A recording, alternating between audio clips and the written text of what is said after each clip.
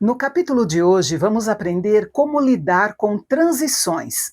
Vamos ver que a vida cristã não é feita apenas de grandes eventos públicos, mas também de conversas nas madrugadas afora e do compromisso de cuidar uns dos outros quando os líderes se vão. Você está no canal Bendito e este é o 20º capítulo da série 28 dias observando a expansão da igreja em Atos.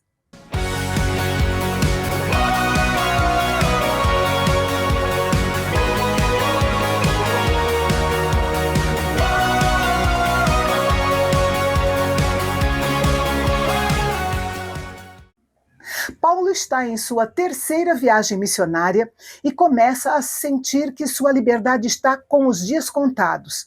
Ele decide então retornar para Jerusalém, mas antes ele faz uma turnê de despedida pelas igrejas que fundou. Estes versículos, embora pareçam apenas um diário de bordo, revela a logística da missão, um trabalho feito em equipe, com cautela diante dos perigos e um foco incansável no fortalecimento da igreja local.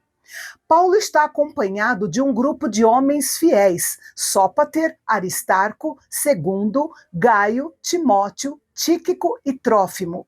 Esses homens são representantes oficiais das igrejas gentílicas, Bereia, Tessalônica, Derbe e Ásia. A presença deles serve para garantir a transparência financeira da oferta que levavam e para demonstrar a unidade da igreja em meio à diversidade cultural. A menção do Dia de Pães Ázimos mostra que, apesar de pregar aos gentios, Paulo ainda mantém o ritmo das festas judaicas. No último dia de Paulo em Troade, num domingo, ele reúne os discípulos para a celebração da Ceia do Senhor, integrada a uma refeição comunitária. É um momento de comunhão suprema que define a identidade cristã e celebra a presença do Cristo ressurreto entre eles. Paulo começa a pregar e estende sua fala até a meia-noite. O grupo está reunido no terceiro andar. O texto menciona especificamente que há muitas luzes no cenáculo. Para o leitor comum, parece apenas um detalhe estético, porém, para os primeiros cristãos, isso tinha um significado de defesa.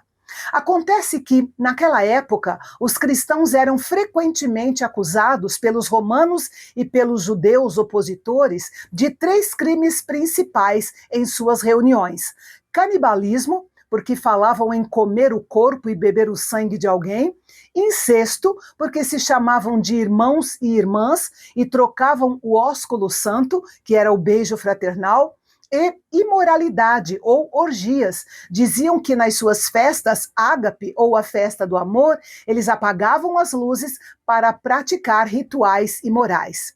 Por isso, ao manter o local intensamente iluminado, a igreja demonstra transparência e clareza.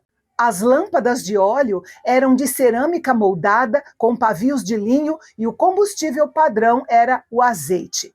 As muitas lâmpadas consumiam oxigênio e emitiam calor e fumaça. Em um ambiente com muitas pessoas reunidas, isso deixava o ambiente quente e abafado. Entre o povo estava um moço chamado Eutico, sentado na janela, certamente para pegar um pouco de ar fresco.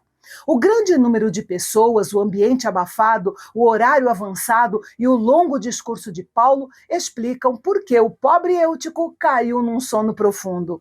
Como estava na janela, acabou caindo do terceiro andar e foi dado como morto. Imagine o choque que foi para os irmãos. Mas Paulo desceu, abraçou o jovem e disse: "Não se perturbem, ele está vivo." E o milagre aconteceu. Mas o que mais chama a atenção é que depois disso, Paulo subiu e continuou falando até amanhecer o dia. Isso mostra a urgência de Paulo. Ele tinha pouco tempo e muito para compartilhar. Após o milagre em Troade, Paulo toma uma decisão incomum. Envia sua equipe por mar e segue sozinho a pé até Assos, um trajeto de cerca de 30 quilômetros. Isso nos revela a necessidade que o apóstolo tinha de solitude e oração antes de enfrentar os perigos que o aguardavam. Em Assos, ele se junta novamente com seus companheiros e inicia uma navegação ágil até aportar em Mileto. O ritmo acelerado da viagem tem um motivo estratégico. Paulo decidiu pular a visita a Éfeso.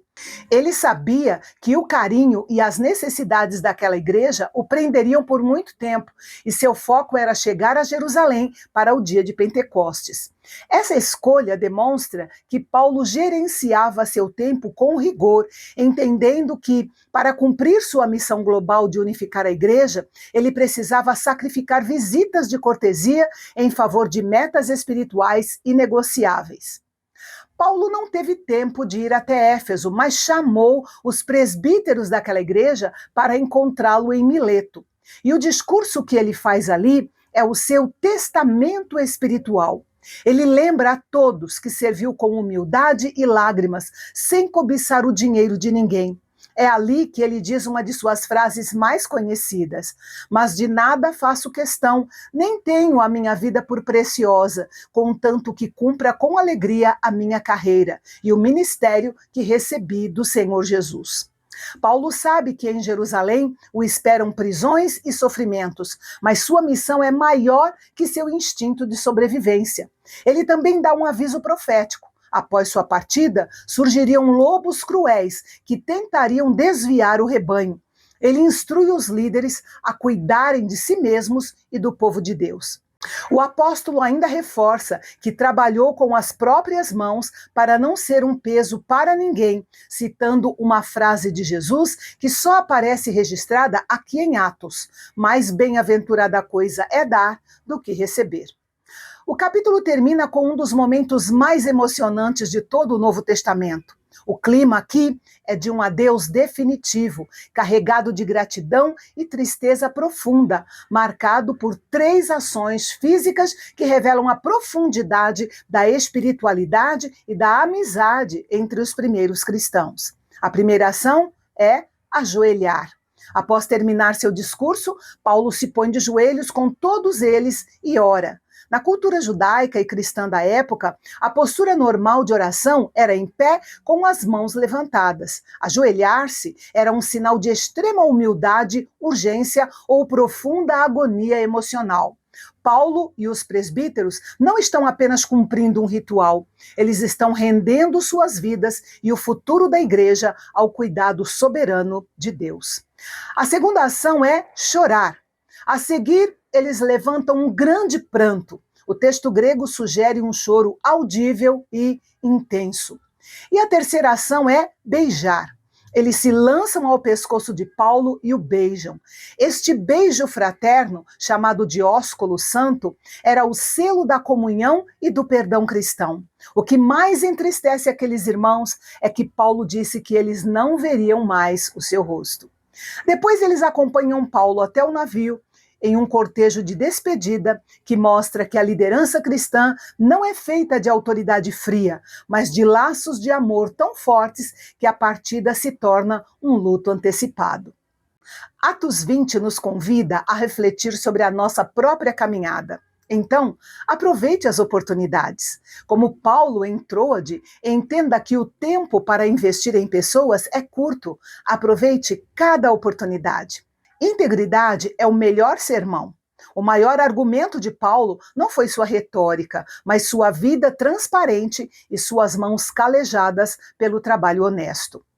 Fique atento ao cuidado mútuo. A igreja não depende de uma única estrela, mas de líderes e membros que cuidam e protegem uns aos outros contra os perigos externos e internos. E a nossa frase para a reflexão de hoje é: o seu maior sermão não é o que você prega no púlpito, mas o que você vive no anonimato. E amanhã nós iremos acompanhar o momento exato em que a multidão se volta contra Paulo e como uma intervenção romana mudou o rumo da história. Se você gosta de reviravoltas e lições sobre resiliência, esse episódio é para você.